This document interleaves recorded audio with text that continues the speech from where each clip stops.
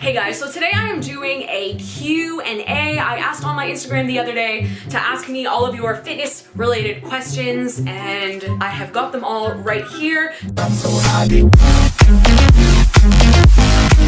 So there was a lot of questions, so I'm going to split this video into two videos. It's still going to be long because honestly, I cannot answer a question with just a short answer. I just have to like elaborate and go into so much depth. So I have the questions all written below. So if you're here just to see a specific question, look at the timestamp in the question below and just like scroll to that. There will be a part 2 coming, so if your question was not included in this video, stay tuned for the next one, and again, the questions will be in the description box. So let's get rolling to these questions. First question: I know you can't choose what area of your body to lose weight in, but do you have any tips on how to increase weight loss in your stomach area? So everybody has an area on their body that's like their problem area. So this is the area where everything else is looking lean, but there's just this one area and you're just like, damn it still doesn't look good. And basically it's just time, like you just have to lose more fat. Like for me, it's actually my legs. Like I'll start losing weight right away on my stomach, but like my legs will just still be massive and kind of flabby, especially like behind under my butt. That's my main problem area. So all I had to do was just give it time, lose more fat. Again, over time, if you build up muscle, that is also going to help. So I know that when I used to lean out before I ever started lifting, I had a lot less ab definition. So once I started doing heavy compound movements, oh, I hear Baxter. Oh, it's a baby. The baby's here. The baby's here. Guys, this is Baxter. You made me lose my train of thought, little dude. I don't even know what I was saying. I don't even know what I was saying. You ruined the Q&A. You ruined the Q&A, Baxter. Once I started adding in the heavy compound movements, it engages your core, so that helped bring out a little bit more definition when I was losing fat. Also building up my overall muscle in my whole body. Building up muscle over my whole body did really help as well, because it helps you just basically get more of an hourglass shape. So when you build up your legs and you build up your lats and your shoulders, naturally your waist is gonna just look like a little bit smaller in comparison. So I would definitely recommend doing that. Just lift, build muscle, continue losing fat, and eventually you will get there. Right, Baxter Bean? So next question: how to strengthen your knees and avoid/recover from injury when it comes to lifting heavy and or HIIT. So I actually don't do HIIT. It's a fantastic form of cardio for fat loss, but I don't do it because I focus all my energy on my heavy lifts, and I found that when I was doing HIIT, it was almost too much stress for my body because of how hard I go during my lifts, and I was getting less good results. So I just do steady state. So if you're having knee issues from HIIT, maybe consider not doing HIIT. But for the lifting, you really want to make sure your form is solid. So really push through your heels. Like say if you're doing a squat, like really keep your weight in your heels. Last summer, I was having some knee issues because I was coming out of this period of time where I didn't want to work any muscle group besides like my hamstring and glutes. Like I felt like I was quadzilla, and I was like, I don't want to work my quads, blah, blah, blah, blah. My butt looks small in comparison to my quads. Looking back, like I could just punch the old me because like my physique is better now and my quads are not bigger. If anything, they're nicer. Anyways, that caused muscle imbalances. So basically my quads were weak compared to my glutes and hams, so they got really tight and my knees started hurting. So what I did is I like foam rolled my quads, my whole, like all the areas around my knees I would roll, or not even foam, I guess it was more solid. I used a legit pizza roller at one point. Oh, I have like, I'm gonna show in another clip. I have multiple things I'll use to roll out my legs, so make sure you do that. Do your stretching, have proper form. If you have an actual like bad injury, maybe take a little bit of time off so it can heal. For my heavy squats, I do use knee sleeves now.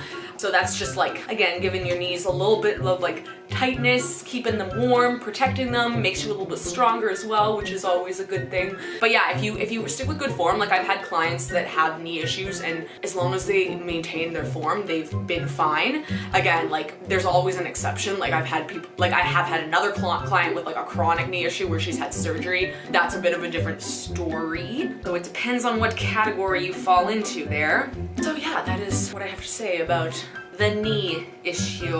How often do you have cheat days? So on the weekend, I always have, like every weekend, I always at least have like a good meal and dessert. You can never miss out on the dessert. Like can't just be like, Laura, let's go get burgers and fries. Okay, cheat day over. No, the dessert has to be in there. Yeah, definitely at least once on the weekend. Sometimes I fall off track and do 2 days off on the weekend. I'm actually like pretty bad with that, to be honest.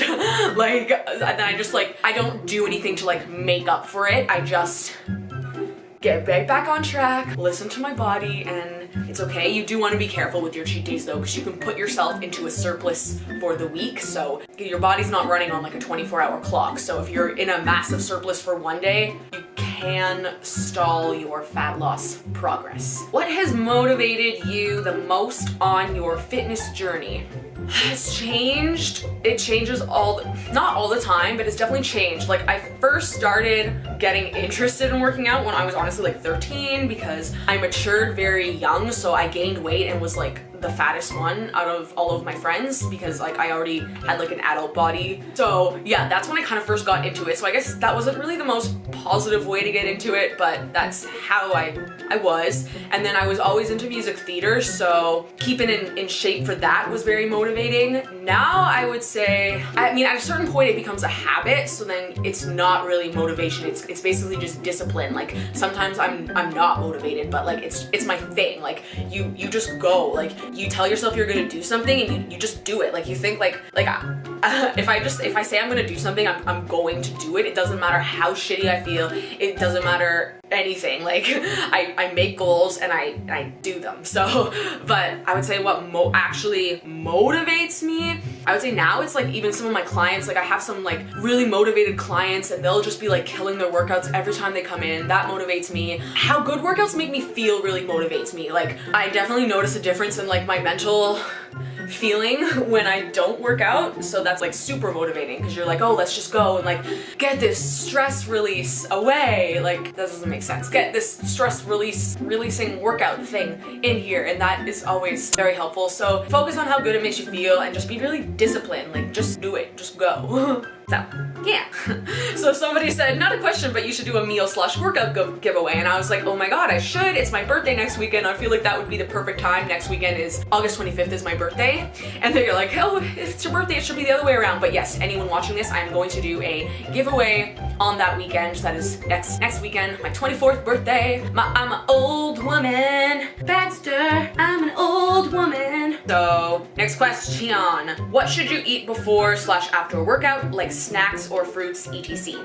Okay, so I work out first thing in the morning, so I actually don't always eat before my workout. If I do though, I'll have like a snack, like a little banana, like something light. Sometimes I even have rockets, like candy with dextrose is like a quick acting carb source, so you can just eat it and go. Like you don't ever want to have something like heavy, something like slow digesting. Like if you're gonna have something like, say, like a larger meal, like something just more like with a lot of fiber in it, like oats for example, make sure you have it like at least an hour before, maybe even longer. For me personally, because I work out in the morning, I'll either have like a little fruit, banana, or candy, and then after is when I have breakfast. So my breakfast always includes eggs, egg whites, cooked zucchini and tomato, and I will either have that, and avocado and cheese. Those are my staples. Like, so I'll either have it. Right now I've been obsessed with savory oats, so this is like kind of a hit or miss when I tell people. Like some people think they sound like the nastiest thing ever. Some people think they sound amazing. So right now my thing has been savory oats every morning. Like the past like 2 months I've had it every day. So what you do is you cook your oats, you cook egg whites into the oats, so you microwave it and like stir. Baxter, you're in the way of my, like, I talk with my hands a lot. I didn't even realize until Baxter was in the way, but he's so cute because I love you. So you cook you stir the, I can't like talk with my left hand, I'm right-handed, this is weird. You stir the oats into, the egg whites into the oats. You only microwave, you put water in and you only microwave it for 30 seconds, otherwise the egg whites are gonna get gross and clumpy. And then you cook, I barbecue my zucchini and tomato and it's delicious. And then I put it into the oats, and then I also put either a light goat cheese or a light, like a cheddar cheese, a light cheddar cheese kind of thing. And then I top with avocado and like an egg that was just fried on a pan. So that's what I eat. So basically, I cannot answer questions shortly. This is terrible. You want protein and carbs after your workout to replenish yourself. So I feel like this is gonna lead to another question in people's minds, so I'm just gonna answer it. I only have protein powder sometimes. It's like, I know a lot of people are like, have protein powder half an hour after your workout or your muscles will vanish, but I don't do that. I work out and then usually within an hour, sometimes no though, because I'll do my workout and then I'll have a client, so I don't always eat right after. What you doing? What you doing? I don't always actually eat immediately after. That's what I do. But yeah, make sure you're getting your protein and your carbs. Yeah, so that's what I do. I have my oats and my eggs and my veggies and Baxter. I'm gonna have a Baxter soup. Baxter soup, Baxter soup. Okay, next question. Do you want to read it? What ab exercises do you recommend for those with a weak core?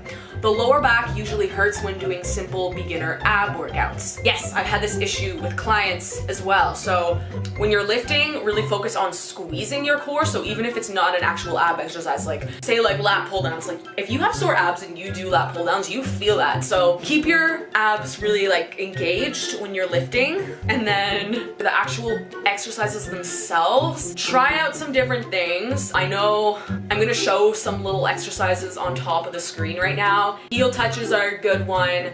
Try leg raises, try planks. If they're hurting, just do a little bit less and just slowly increase over time. And again, even like when you're doing these exercises, you could do like some hip stretches at the same time in between sets, because that kind of, it's all connected, right? So if you're stretching out your hips, it's gonna like loosen up your back a little bit. And yeah, just keep working on them. Obviously, if your back is killing you, like don't hurt your back, but slowly increase over time. It is something that improves. How can I get started lifting weights as a beginner? How did you get started? He doesn't know. So what I did, it's time for Baxter to go. Bye, Baxter! For me, a really great resource when I started was bodybuilding.com, the exercise section. So they have a little chart of like a human. I don't know what else they would have, like a dog. And then it has like each muscle group labeled, and you can click on the muscle group, and then it has the exercises, and it has a video showing the form, and you can even click on like if you want to see a male or a female doing it. Like obviously the exercise is the same either way, but it's just a very cool option in my opinion. So I kind of used that now because I was like, okay, I know I want to do a back and bi day, and I know I want to do a leg day, and I know I want to do like a chest day, blah, blah, blah, blah, blah. So I basically went onto bodybuilding.com, looked at, because I obviously if you're brand new, you don't even know what exercises work. One thing, like you see like say a lat pull down and you're like, is that shoulders? Is that back? Is it biceps? Like I don't know. Is it legs? So yeah, go on bodybuilding.com and do that. Or you could also like get a program from somebody, me, no, I'm just kidding. You could even hire a trainer in your area, anyone online, or even just follow some like basic beginner workouts. Just start with the weights light. Make sure you're comfortable with the form. Form is everything, so don't go in being like, oh, I want to lift as much weight as possible. Obviously that is the goal, but go in there being like, okay, I'm gonna really like just study the videos. Again, if you can have them on your phone. I remember when I was starting, I would constantly be at the gym and I would bring up the form videos on my phone just to like make sure they were perfect, they were solid. Like I was such a stickler right off the bat on myself for making sure I had good form. Yeah, you can do that. Pick like 5 to 6 exercises, do maybe 3 sets. If you're brand new, you want to keep it short. You don't want to be like insanely sore. Yeah, that's what you can do. What would you recommend for someone starting out that is also in school, so can't spend hours at the gym or buying their own healthy meals? Okay, so first, you don't need to work out for hours. I am extremely busy and I cut my workouts to like, I usually keep them at an hour, because if not, I just can't get everything else I have to get done done. So yeah, so but you can honestly even do, if you make it intense, you can do a good workout in 30 to 45 minutes. So even do that, honestly. Anything is better than nothing. But really focus on your time management. Like if it's really important to you, like think of like maybe the odd little thing can be cut out. I was in school when I was like in my second year of lifting, I think, and I was a full-time student. Like our classes schedules were like 40 to 60 hours a week towards the end, and I still usually managed to get in my workouts. So yeah, just make them short if you have to. Really just focus on your time management. Plan out your day. Think of like, when can I do this? When can I do this here? Maybe on a lunch break you can do it. Just really, when there's a will, there's a way. So you can do that. And then, okay, so for buying your own healthy meals, I'm assuming this is good. This is somebody that might be on like when their school has like a set meal plan. So again, you don't have to eat perfect. Like I don't eat perfect. Pay attention to your portion sizes. So a really great tool is you can use your hands to measure your portion sizes. So like I think your palm is like 3 ounces, a fist like this is like 3/4 of a cup. So that way, if you're trying to keep your caloric intake at a decent level, you can use MyFitnessPal. You can estimate the foods that you're getting.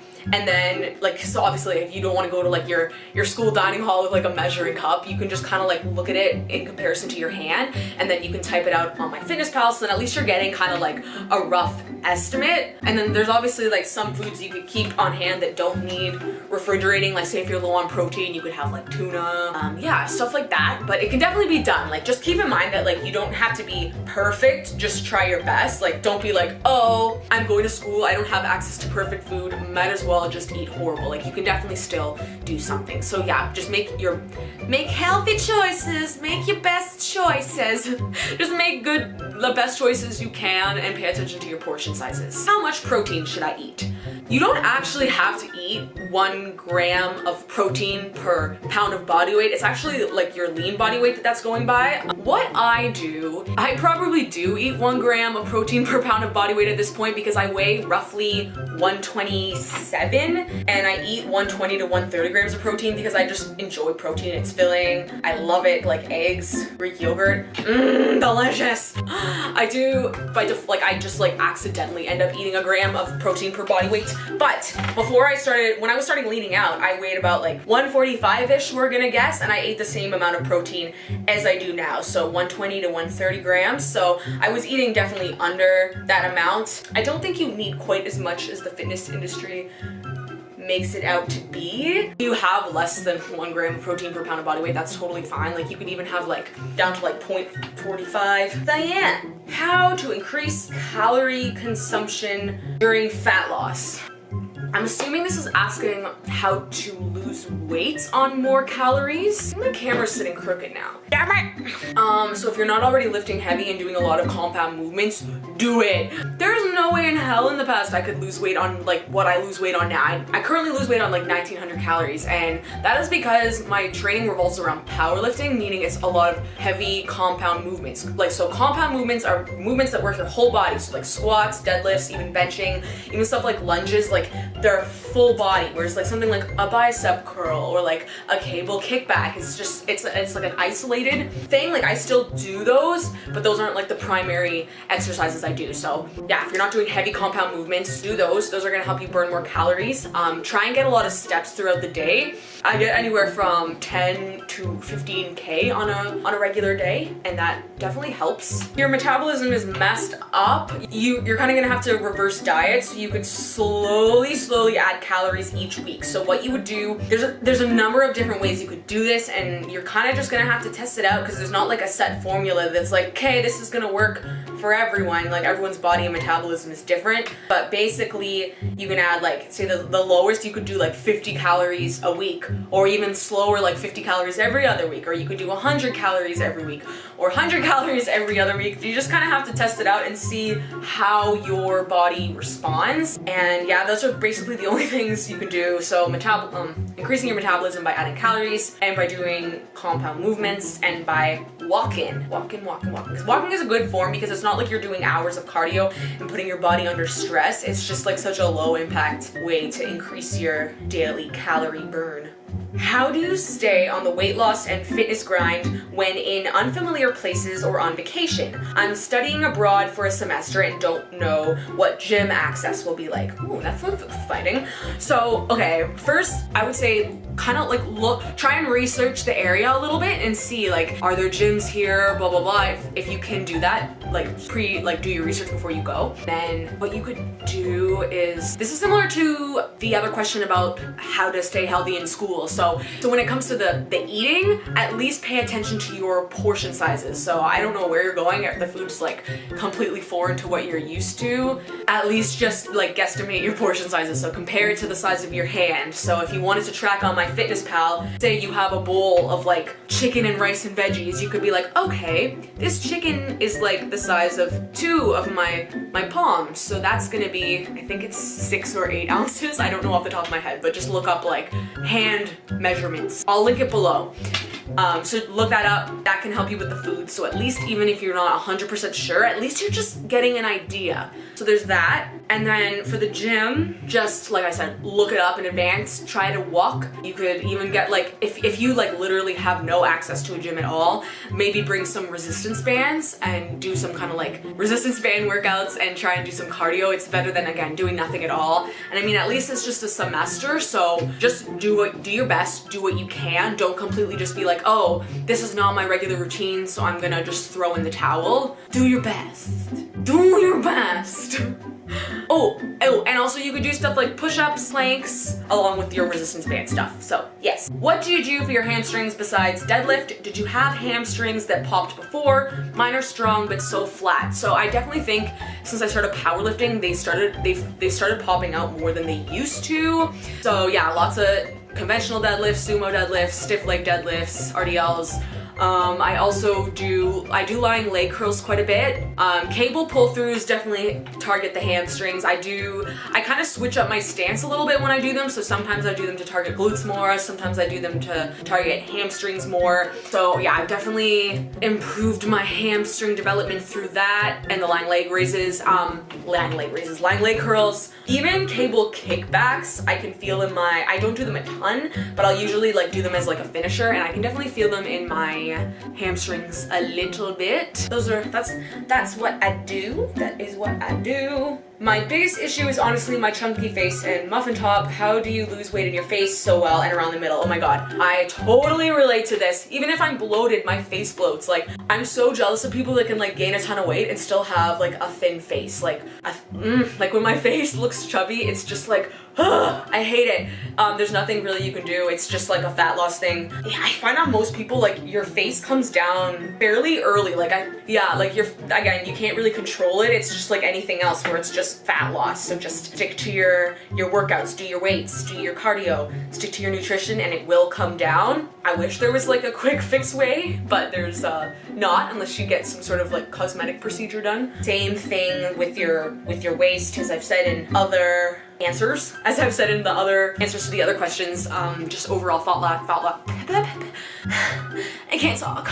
Overall fat loss and gaining muscle. How many days a week do you typically work out, and do you work a certain muscle group more than others? So I work out 5 times a week, and I do legs twice, chest, shoulders, triceps twice, back and biceps once. So the reason for this, well, I've kind of always done this, but so my powerlifting split is 4 days a week. So 2 legs, 2 chest. So then for my accessory work for the chest days, like so after the benching, that is when I throw in my shoulders and my triceps. I do a lot of like side and rear delt stuff. I don't really do many front stuff because when I'm like benching, that's gonna work that area of the shoulders. And then I do the legs on the 2 other days, and then I add in my additional back day when I'm not doing my powerlifting programming. I love doing back, so I wish I could do it twice a week, but I mean I could incorporate it on one of the chest days. Yeah, anyways, I'm going off. I can't just like give a simple answer to a question. What is your ratio of cardio to lifting? So I lift 5 days a week, and I do cardio 3 times a week for 20 minutes. The odd time, say if I like feel like it, or if I'm like, I'm gonna eat a bit extra this weekend, let's do an extra 10 minutes. Like the odd time I'll do a 30-minute session. But again, I make my lifts like killer. Like nobody's usually in the gym because I train clients out of a small private gym. So like I'll be like swearing, I'll be like Like, it's just like, they're crazy hard. Like when I do my lifts, like I'm like out of breath, wondering if I'm possibly gonna die. So like I burn a lot of calories through my lifts. Oh, and also, like I said, I get a lot of steps throughout the day, so that helps as well. Alright guys, and that is it for my Q&A. I hope you guys liked this video. I hope it provided you some knowledge. If you guys have other questions, my inbox is always open on my Instagram or in my YouTube comments. You know, I'm just here. Just find me, ask me questions. I do online coaching as well as pre-made plans, like my Fit 6. I'm saying Fit 6 now, but the name is gonna change. So whatever the name is gonna be, that program thing that's 6 weeks. Yeah, so that is it for today, guys. I hope this helped you guys. I hope it helped. I hope it helped. I feel like this was very long and rambly. I'm gonna try my best to cut stuff down. And that is it. If you guys liked this video, please like and subscribe, and I will see you guys in the next one. Thank you for watching. Bye!